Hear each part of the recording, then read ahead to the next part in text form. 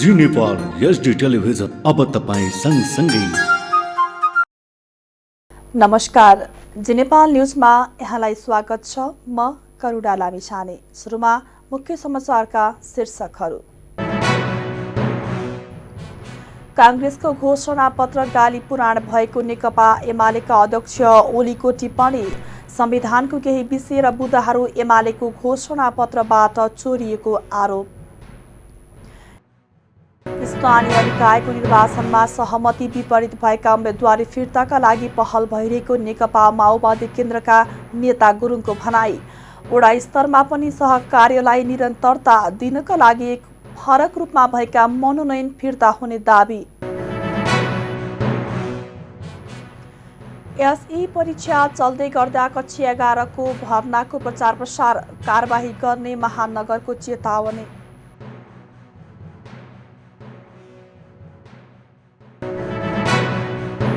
पश्चिमा देशको क्रियाकलापले तेस्रो विश्वयुद्धको जोखिम बढाएको रुसको भनाई।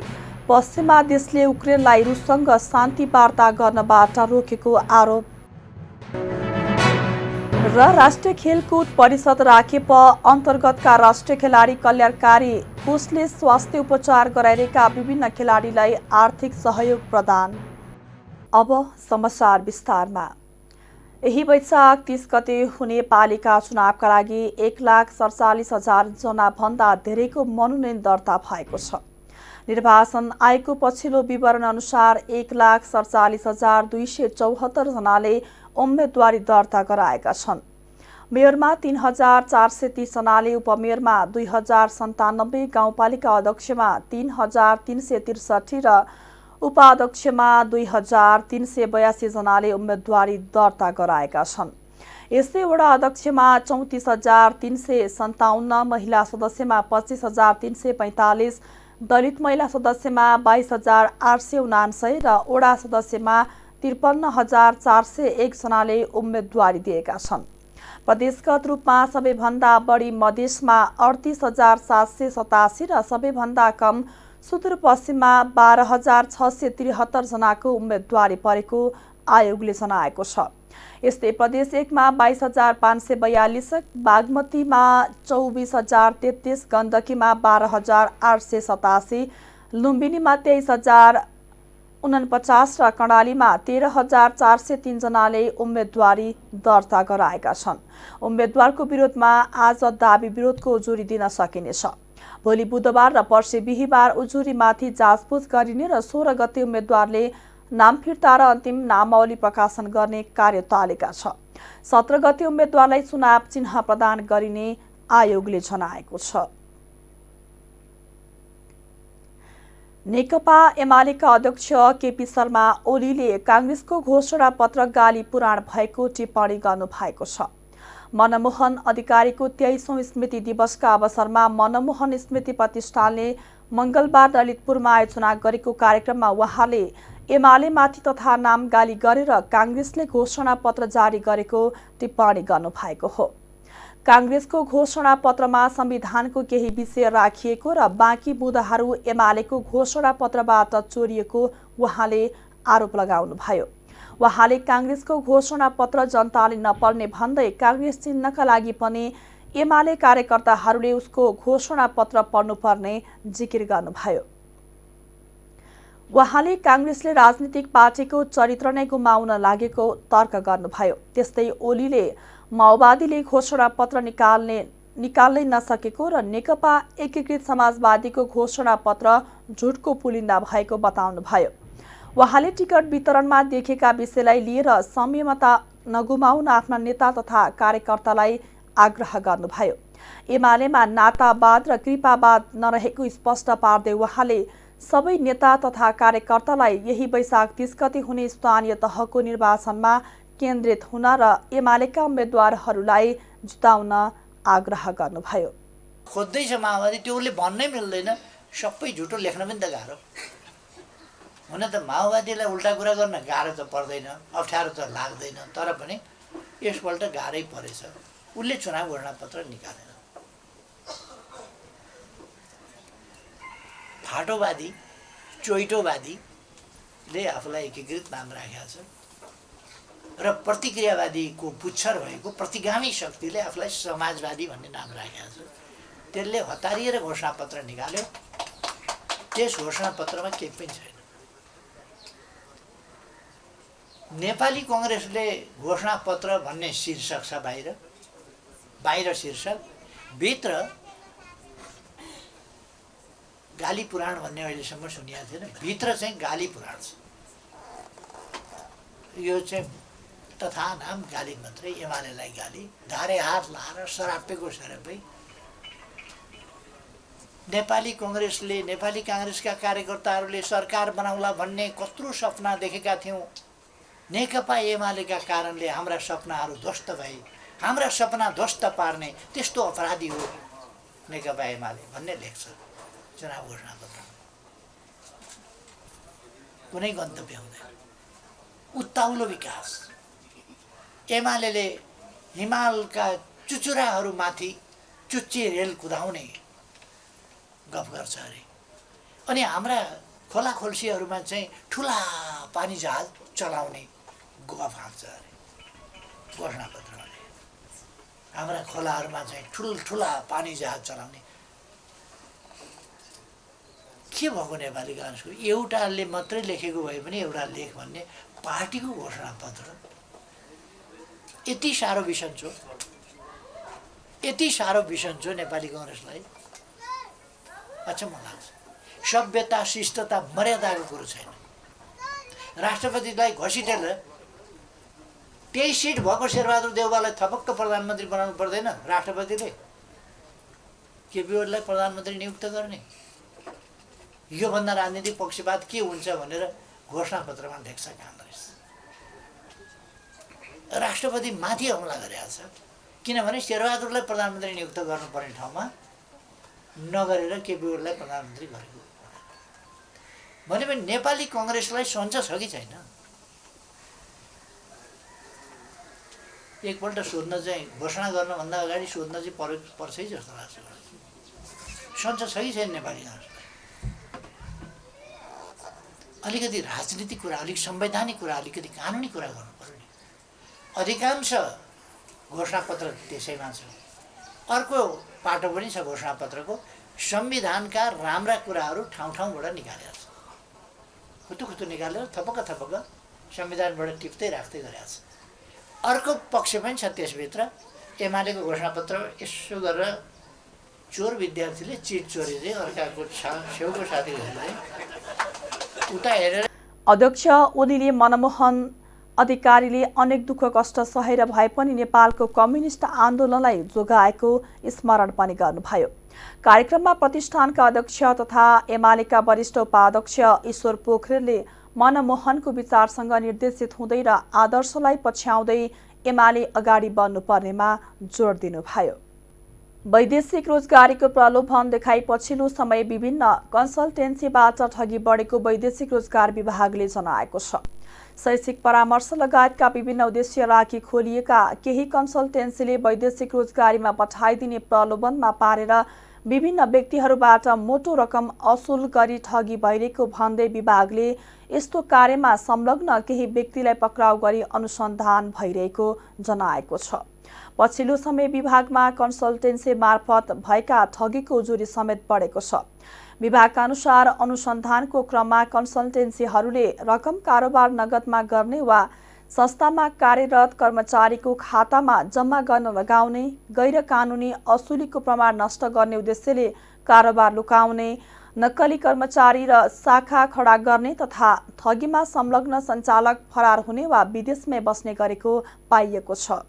विभागले यस्ता संस्थामा कार्यरत कर्मचारीलाई समेत सचेत रहन आग्रह गरेको छ भने कन्सल्टेन्सीको दर्ता गर्ने तथा इजाजत दिने निकायहरूलाई सङ्घ संस्थाको अनुगमन र निगरानीलाई बढाई कारबाहीको दायरामा ल्याउन विभागले अनुरोध गरेको छ। नेकपा माओवादी केन्द्रका नेता देव गुरुङले स्थानीय निकायको निर्वाचनमा सहमति विपरीत भएका उम्मेदवारी फिर्ताका लागि पहल भइरहेको बताउनु भएको छ। मंगलबार काठमाडौँमा आयोजित साक्षात्कारमा गुरुङले धेरैजसो पालिकाहरूमा गठबन्धनभित्रकै सहमतिका आधारमा उम्मेदवारी दर्ता भएको भन्दै सहमति विपरीत भएका उम्मेदवारी फिर्ताका लागि पहल भइरहेको बताउनु भएको हो। उहाँले वडा स्तरमा पनि सहकार्यलाई निरन्तरता दिनका लागि फरक फरक रूपमा भएका मनोनयन फिर्ता हुने दावी गर्नुभयो। गुरुङले वडा तहमा सहमति हुन नसके पनि प्रतिगमनको प्रवृत्तिलाई हावी हुन नदिने गरी संविधान विरोधी पक्षलाई दुरुत्साहित गर्ने कोसिस हुने बताउनुभयो। पालिका स्तरमा नि जिल्लाको संयन्त्र भएको ठाउँमा जिल्ला पालिका जोडेर चाहिँ तिनी चाहिँ वडाहरूको सन्दर्भमा त्यसरी टुङ्गो लगाउने भनेर चाहिँ अब त्यसरी कार्यविभाजन गरेर चाहिँ हामी अगाडि बढिरहेका छौँ। केन्द्रले सहकार्य गर्नुपर्ने निर्णय त गरिसकेका छ। त्यो मलाई लाग्छ हिजोसम्मको नोमिनेसन फाइल अनुसार अधिकांश ठाउँमा त्यही अनुसार फलो भएर गइरहेको चाहिँ छ। पालिका र चाहिँ तपाईँको गाउँपालिका स्तरको चाहिँ मतलब सन्दर्भमा चाहिँ जुन प्रकारको चाहिँ सहकार्य गर्ने गठबन्धन गर्ने भनेर भनेको छ त्यो पनि लगभग धेरैसो जिल्लाका पालिकाहरूमा चाहिँ त्यो पनि सहमति भएर त्यो अनुसार नै कार्यान्वयन गर्ने मनोनयन गर्ने प्रक्रिया अगाडि बढेको छ। भलै कतिपय ठाउँहरूमा असहमति हुने दाबी विरोध हुने भए तापनि चाहिँ मोरली त्यो स्तरमा पनि गइरहेको छ। अब वडा स्तरको सहकार्य गर्ने प्रक्रियाहरू चाहिँ अब समयको चाप सबै कुराले गर्दाखेरि चाहिँ सबै वडामा सहकार्य गरेर चाहिँ के अरे मतलब कम्प्लिट भइसकेको छैन चाहिँ। त्यस कारणले वडा स्तरको सहकारीहरूको सन्दर्भमा यो नाम फिर्ता लिने समय अवधिसम्म भए पनि चाहिँ 15-16 गतेसम्म भए पनि चाहिँ शीघ्र रूपमा चाहिँ संवाद छलफल गर्दै लगेर चाहिँ वडा स्तर। त्यस्तै गुरुङले वित्तीय एकाधिकार दलाल पुँजीवादका कारण मुलुकको अर्थतन्त्र समस्यामा परेको तर्क गर्नुभयो।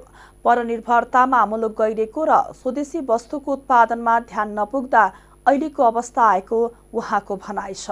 हेर्दाखेरि अर्थतन्त्रको क्षेत्रमा जुन समस्याहरू देखा परेको छ यो समस्याहरू मैले अघि पनि सङ्केत गरेँ कि यो समस्याहरू पैदा हुनुको पछाडिको चाहिँ मेजर कारण के हो त भन्दाखेरि चाहिँ वित्तीय एकाधिकार दलाल पुँजीवादकै उपज हो। यो चाहिँ वित्तीय एकाधिकार दलाल पुँजीवादको परिणाम स्वरूप नै यो समस्या पैदा भएको चाहिँ छ।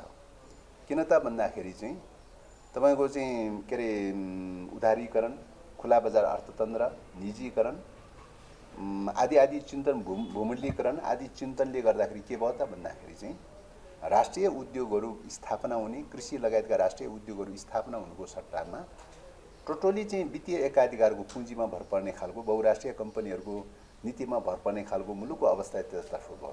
परनिर्भरता न्यूनीकरण गर्दै आत्मनिर्भर बनाउन राज्यको भूमिका हुनुपर्नेमा यसअघिको सरकारको त्यसतर्फ ध्यान जान नसकेको उहाँको भनाइ छ। काठमाडौँ महानगरपालिकाको मेयरमा सत्ता गठबन्धनकी साझा उम्मेद्वार सृजना सिंहले जनतासँग गरेका प्रतिबद्धता पूरा गर्ने बताउनु भएको छ। मंगलबार आफ्नै निवास चाक्सीबारीमा आयोजित कार्यक्रममा सिंहले पार्टीले सार्वजनिक गरेको घोषणा पत्र र आफूले सारेका योजनाहरूलाई पूरा गर्ने प्रतिबद्धता जनाउनुभयो। उहाँले राजधानी काठमाडौँलाई सबैको साझा सहर र सुरक्षित सहर बनाउने दावी गर्नुभयो। महिलाले राम्रोसँग घर चलाएसँगै काठमाडौँ महानगरलाई सफा सुग्घर तवरले चलाएर देखाउने उहाँको भनाइ छ। कांग्रेसले गर्दै मलाई उम्मेदवारको लागि मलाई पत्याउँदै मलाई जुन नियुक्त गर्दै म भन्न चाहन्छु म एउटा नेपाली कांग्रेसको एउटा इमानदार कार्यकर्ता हो। नेपाली कांग्रेसको जुन सिद्धान्त छ प्रजातन्त्र, समाजवाद र राष्ट्रियता मैले कहिले पनि भुलेको छैन। त्यसमै टेकेर मैले आजसम्म यहाँसम्म आइपुगेको छु। त्यस कारणले म भन्न चाहन्छु जुन नेपाली कांग्रेसले हाम्रो यो घोषणापत्र निकालेको छ त्यसमा टेकेर र मेरो आफ्नो पनि कतिपय प्रतिबद्धताहरू छ। किनभने प्रतिबद्धता भन्ने चिज कतिपय घोषणापत्रमा पनि पर्दैन, आफ्नो ठाउँ अनुसार आफ्नो समाज अनुसार पनि राख्नुपर्ने भएको कारणले त्यसमा म टेकेर म अगाडि बढ्नेछु भनेर म सम्पूर्ण दिदीबहिनीहरूलाई भन्न चाहन्छु। र मलाई जुन किसिमले विश्वास गरेर यहाँसम्म ल्याएको छ ल्याउँदाखेरि मेरो आफ्नै प्रतिबद्धताहरू पनि थुप्रै छ। नेपाली कांग्रेसको घोषणापत्रको प्रतिबद्धताहरू पनि थुप्रै छ। तर म भन्न चाहन्छु म एउटा महिला हो, मैले एउटा घर चलाएको महिला, मैले एउटा समाज बुझेको महिला, म एउटा राजनीतिक चेतना भएको महिला भएको कारणले मेरो प्रमुख मुद्दा महिला नै हुनेछ। महिला, बालबालिका, बच्चा, र म एउटा आमा पनि भएको, म एउटा बुहारी पनि भएको, म एउटा दिदी भाउ। त्यस्तै कांग्रेस नेत्री एवं प्रधानमन्त्री पत्नी आर्जु राणा देउवाले महिला नेतृत्वबाट नै अब महानगरको मुहार फेर्न सकिने भन्दै सृजना सिंहलाई जिताउन आग्रह गर्नुभयो।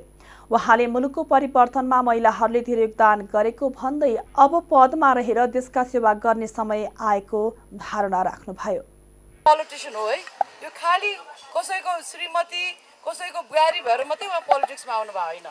उहाँको चाहिँ के रोल भने हामी नेपाली महिलाहरूलाई जसरी हुर्काएको छ, फ्यामिली फर्स्ट हामी सेकेन्ड। उहाँले पनि बिहा गरेर आउँदाखेरि त्यही भनेर आउनुभयो, म कसैको घरमा अब श्रीमती भएर बुहारी भएर आमा भएर जाँदैछु भनेर मैले पनि त्यही गरेर आएको। र हामीलाई चाहिँ मिसअन्डरस्ट्यान्डिङ चाहिँ नगर्नु होला, हामी पोलिटिक्स गरेकै छौँ तर हामीले पहिला पद लिएन होला। अब उहाँको टाइम आयो। पहिला भन्छु तपाईँले पार्टीको चिन्ह पनि नहेर्नुहोस्, सृजना सिंह हेर्नुहोस्, उहाँको अहिलेसम्मको पृष्ठभूमि हेर्नुहोस्, उहाँले गर्नुभएको काम हेर्नुहोस् र कति चाहिँ उहाँ सक्सेसफुल वुमन हो, हरेक कुराबाट सक्सेसफुल, सोसियली सक्सेसफुल, कल्चर पनि कति उहाँले फलो गर्नुहुन्छ, उहाँ हरेक कल्चरी। त्यस्तै काठमाडौँ महानगरकी उपमेयर हरिप्रभा खड्गीले काठमाडौँ महानगरमा विकासका धेरै काम अगाडि बढेको भन्दै यसलाई निरन्तरता दिन सृजना सिंहलाई विजय गराउनुपर्ने बताउनुभयो। उहाँले काठमाडौँलाई सांस्कृतिक सहरको रूपमा अघि बढाउनुपर्ने बताउनुभयो। एजेन्डाहरू पनि काठमाडौँ महानगरपालिकामा अब हामीले केही नभने हामी बसेर आइसकेपछि हामीले धेरै कुराहरू एनहरू बनाइसकेका छ। अब काठमाडौँ महानगरपालिकामा बेसिकबाट त जान्नै बाँकी छ। सबैभन्दा चाहिँ काठमाडौँ महानगरपालिकाको बासिन्दाले चाहिँ के खोजिरहेछ भन्ने कुरा चाहिँ पूर्ण रूपमा चाहिँ हामीले अगाडि त्यो चाहिँ ध्यान लिएर अगाडि बढ्नुपर्छ। अब काठमाडौँमा चाहिँ जुन बसन्तपुर छ त्यो एरिया भरिलाई चाहिँ सांस्कृतिक सहरको रूपमा परिणत गर्नुपर्छ। हेर्नुहोस्, महानगरपालिकाले नै लगानी गर्नुपर्छ, त्यसमा दुई मत छैन। किन भन्दाखेरि हाम्रो यो संस्कृति सहर नै भएको कारणले पहिलो प्राथमिकता अब पर्यटकलाई म्याक्सिमम हामीले कसरी चाहिँ अब अगाडि बढाउने हो भने उहाँ के को लागि चाहिँ पर्यटकहरूलाई चाहिँ यहाँ हामी नेपालमा ल्याउन सकिन्छ भन्ने कुरा चाहिँ पहिलो प्राथमिकता, किन यसबाट चाहिँ धेरै रोजगारहरू हामीले दिन सकिन्छ। अर्को कुरा चाहिँ अब काठमाडौँलाई पूर्ण रूपमा चाहिँ वातावरण शुद्ध वातावरण। कार्यक्रममा अन्य महिला नेत्री, महिला समाजसेवी लगायतले सिंहलाई शुभकामना दिएका थिए। नेकपा माओवादी केन्द्रले नेपालगञ्ज उपमहानगरपालिकामा मेयर उपमेयर सहित 23वटै वडामा उम्मेद्वार उठाएको छ। सत्ता गठबन्धन मारेका दलका केन्द्रीय तहका नेताले नेपालगञ्जमा तालमेल गर्ने सहमति गरे पनि माओवादी केन्द्रले मेयरमा टङ्कधामी र उपमेयरमा ताराकुमारी रोकायालाई उम्मेद्वार बनाएको माओवादी केन्द्र नेपालगञ्ज कमिटी अध्यक्ष रतन शाहीले जानकारी दिए। गठबन्धन दलभित्रका नेपाली कांग्रेस र जनता समाजवादी पार्टी जसपाले मेयर र उपमेयरमा मात्र तालमेल गर्ने अडान लिएपछि माओवादी केन्द्रले मेयर र उपमेयरमा स्वतन्त्र उम्मेद्वारी दिएको उनले बताए। केन्द्रीय समितिले अधिकार नदिएपछि बाध्य भएर स्वतन्त्र उम्मेद्वारी दिएको उनले बताए। कांग्रेस र जसपाको हैकमवादी चरित्रका कारण गठबन्धन हुन सकेन। हामीले आधिकारिक रूपमा उम्मेद्वारी दिन नपाएपछि स्वतन्त्र रूपमा उम्मेद्वारी दिन बाध्य भयौं, उनले भने। उम्मेद्वारी दिने विषयमा अलमलमा परेपछि माओवादी केन्द्रले रातको करिब 10 बजे उम्मेद्वारी दर्ता गराएको शाहीले बताएका छन्। माध्यमिक शिक्षा परीक्षा यसै चलिरहेकै बेला केही विद्यालय र कलेजले कक्षा 11मा भर्नाका लागि विज्ञापन र प्रचार प्रसार गरेको भन्दै काठमाडौँ महानगरपालिकाले कारबाहीको चेतावनी दिएको छ। महानगरको शिक्षा विभागले आज मंगलबार सूचना निकालेर यासीको नतिजा प्रकाशन भएपछि मात्रै कक्षा 11को नयाँ भर्ना प्रक्रिया सुरु गर्नुपर्नेमा परीक्षा चलिरहेकै बेला नयाँ विद्यार्थी भर्नाको सूचना सम्प्रेषण गरेको भन्दै कारबाहीको चेतावनी दिएको हो। यस्ता प्रवृत्तिले गर्दा विद्यालयहरूबीच अस्वस्थ प्रतिस्पर्धा हुने र शिक्षा क्षेत्रमा अराजकता सिर्जना हुने भएकाले प्रचार प्रसार तत्कालै बन्द गर्न सूचनामा भनिएको छ। महानगरको शिक्षा विभागले यासीको नतिजा सार्वजनिक भएपछि मात्रै कक्षा 11को भर्ना प्रक्रिया सुरु गर्न पनि आग्रह गरेको छ। फोटो पत्रकार क्लब नेपालले लेन्सबाट फोटो पत्रकारिता विषयक फोटो प्रदर्शनी आयोजना गरेको छ। 95औं राष्ट्रिय फोटो पत्रकारिता दिवसको उपलक्ष्यमा काठमाडौँको बसन्तपुरमा आयोजित फोटो प्रदर्शनीमा फोटो पत्रकारहरूले फोटो पत्रकारिता गर्दा भोग्नु परेका चुनौती र जोखिम झल्काउने 30वटा फोटा राखिएको छ। प्रदर्शनीको प्रेस काउन्सिल नेपालका अध्यक्ष बालकृष्ण बस्नेत र नेपाल पत्रकार महासंघका अध्यक्ष विपुल पोखरेलले संयुक्त रूपमा उद्घाटन गर्नुभएको हो। बस्नेतले फोटो सत्य, तथ्य र निष्पक्ष हुनुपर्ने भन्दै सबै पत्रकारहरूले पत्रकारको मूल्य, मान्यता र आचार संहिता अनुसार काम गर्नुपर्ने बताएका छन्। नेपाल पत्रकार महासङ्घका अध्यक्ष पोखरेलले फोटोले पाठकलाई आकर्षित गर्ने र समाचारलाई विश्वसनीय राख्ने धारणा राखेका हुन्। उहाँले पत्रकारिता पेसालाई सुरक्षित बनाउन सरकारले बनाउने कानुन प्रेस मैत्री हुनुपर्नेमा जोड दिएका छन्। फोटो पत्रकार क्लब नेपालका अध्यक्ष श्रुति श्रेष्ठले क्लबले फोटो पत्रकारको पेसागत हक हित र सुरक्षामा काम गर्दै आएको जानकारी दिँदै राजनीतिक, आर्थिक, सामाजिक, सांस्कृतिक लगायतका क्षेत्रमा काम गर्दा फोटो पत्रकारहरूले भोग्नु परेका जोखिमहरूलाई समावेश गरेर फोटो प्रदर्शनी आयोजना गरेको बताइन्। नेपाल पत्रकार महासङ्घ र सेन्टर फर मिडिया रिसर्च नेपालसँगको सहकार्यमा आयोजना गरिएको प्रदर्शनी मङ्गलबार अपराह्न 5 बजेसम्म चलेको प्रवक्ता विकास द्वारेले जानकारी दिनुभएको छ। आगामी वैशाख 30मा सम्पन्न हुने स्थानीय तहको निर्वाचनमा सत्ता गठबन्धनभित्रको चुलिएको असन्तुष्टि उम्मेद्वारी मनोनयनमा छताछुल्ल भएको छ। उम्मेद्वार दर्ता गर्ने दिनसम्म सत्ता गठबन्धनमा रहेका वडा अध्यक्षहरू अन्तिम समयमा आएर अर्को पार्टी परिवर्तन गरी उम्मेद्वार बनेर झनै रोचक बनेको छ। बाँकीमा गठबन्धनका घटक मध्यकाली नेपालगञ्ज उपमहानगर र कोहलपुर नगरपालिकामा विद्रोही उम्मेद्वारी दिएर यसको दरिलो जवाफ दिएका छन्। नेपालगञ्जमा अघिल्लो स्थानीय तहको निर्वाचनमा दोस्रो भएकोले मेयर र 5औं स्थान पाएकोले उपमेयर पाएको भन्दै तेस्रो स्थानमा रहेको माओवादी केन्द्रका तर्फबाट मेयर र उपमेयरमा विद्रोही उम्मेद्वारी दर्ता गराएका छन्। यसैगरी कोहलपुरमा नेपाली काङ्ग्रेसले मेयरमा कनिष्ठलाई उम्मेद्वार बनाएको भन्दै काङ्ग्रेसका पुराना नेताहरूको समूहले बलराम शर्माले उम्मेद्वारी दर्ता गरेका छन्। काङ्ग्रेसले युवा नेता पूर्णप्रसाद आचार्यलाई मेयरको उम्मेद्वार बनाएपछि काङ्ग्रेसका पुराना नेता शर्माले मेयरमा उम्मेद्वारी दिएका हुन्।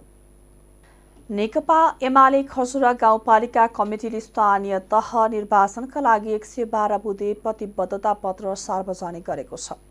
एमाले बाँकेका अध्यक्ष किस्मत कुमार कक्षपति, सचिव रत्न खत्री, गाउँपालिकाका उपाध्यक्ष एकमाया विक लगायतले मङ्गलबार खजुरामा संयुक्त रूपमा प्रतिबद्धता पत्र सार्वजनिक गरेका हुन्।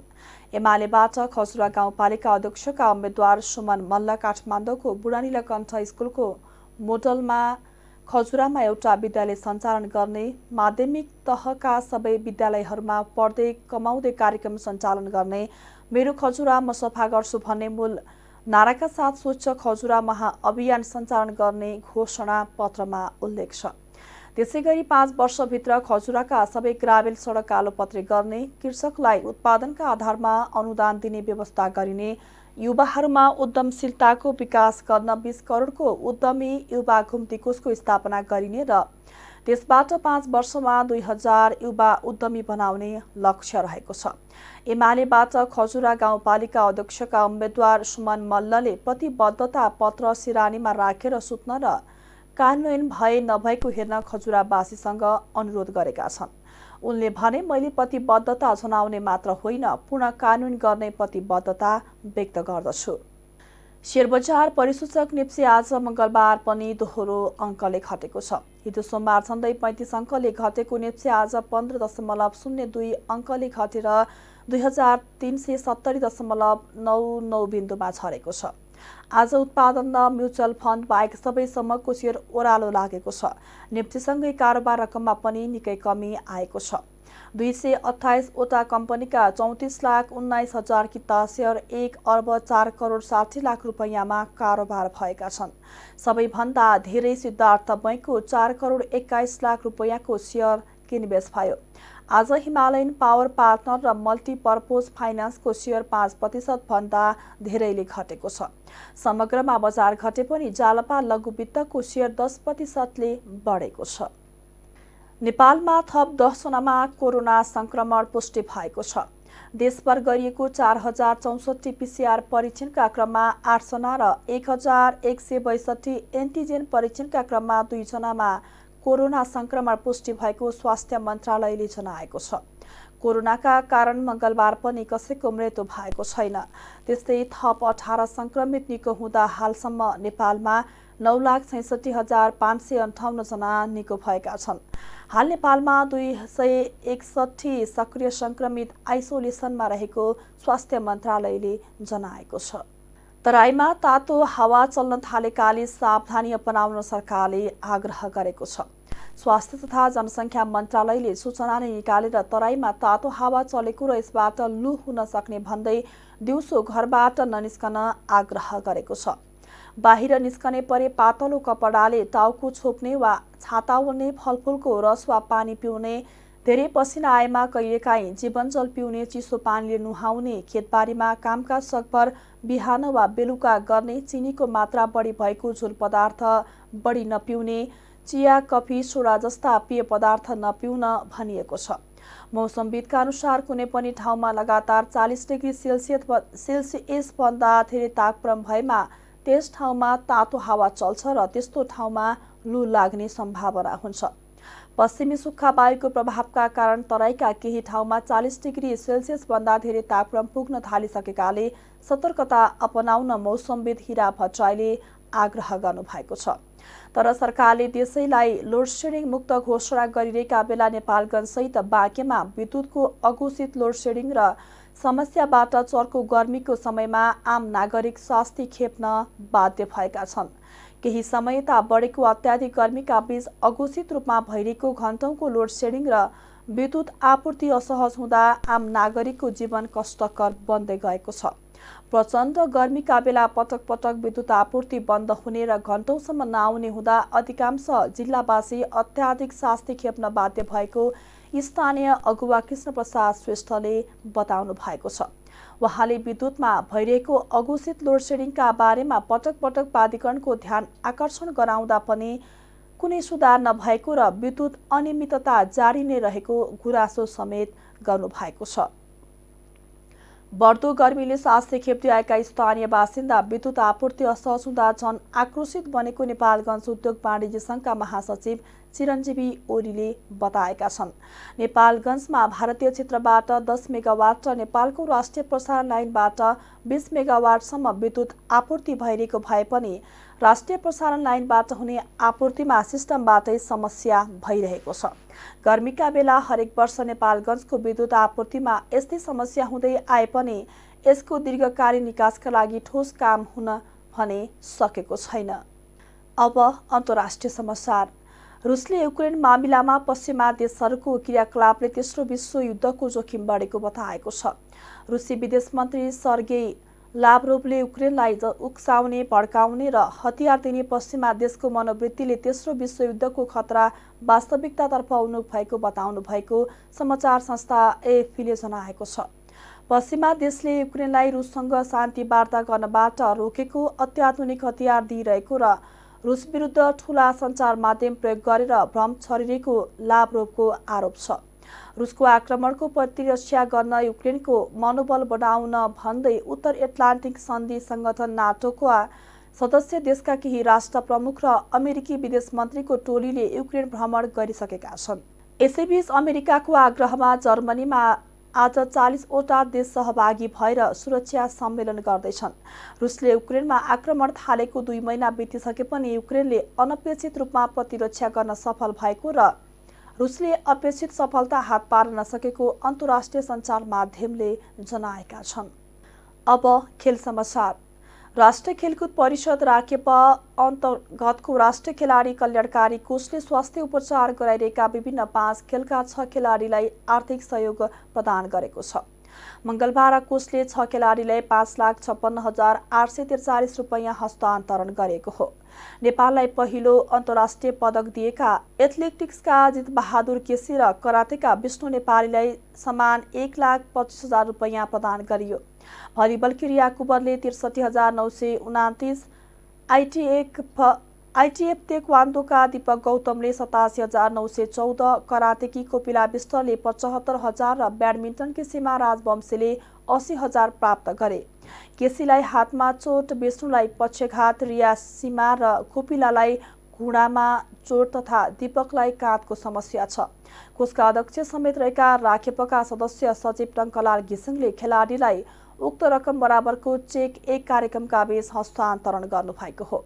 कोषका सदस्य सचिव समेत रहेका नेपाल राष्ट्रिय तथा अन्तर्राष्ट्रिय खेलाडी संघका अध्यक्ष दीपक श्रेष्ठ लगायतका पदाधिकारीको उपस्थितिमा सहयोग वितरण गरिएको हो। खेल समाचारसँगै हामी जी नेपाल न्युजको अन्त्यमा आइसकेका छौँ। जाँदा साँधै मुख्य खबरका शीर्षकहरू पुनः एकपटक।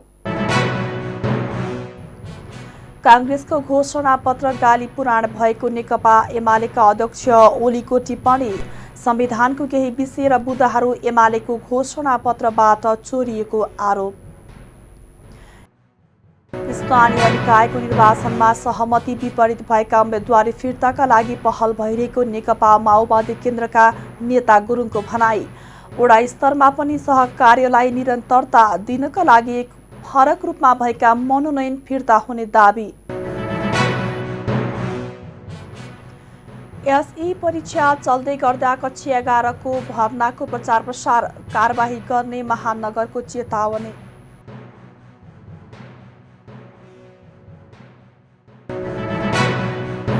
पश्चिमा देशको क्रियाकलापले तेस्रो विश्वयुद्धको जोखिम बढाएको रुसको भनाई। पश्चिमा देशले युक्रेनलाई रुससँग शान्ति वार्ता गर्नबाट रोकेको आरोप। र राष्ट्रिय खेलकुद परिषद राखेप अन्तर्गतका राष्ट्रिय खेलाडी कल्याणकारी कोषले स्वास्थ्य उपचार गराइरहेका विभिन्न खेलाडीलाई आर्थिक सहयोग प्रदान।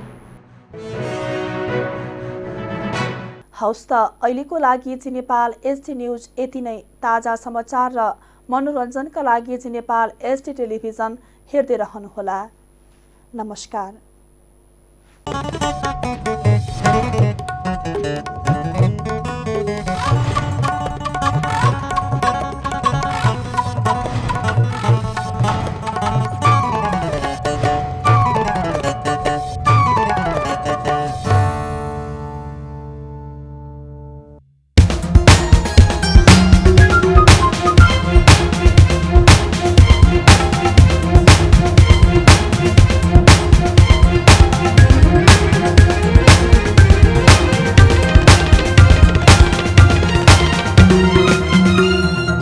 जी नेपाल एचडी टेलिभिजन अब तपाईँ सँगसँगै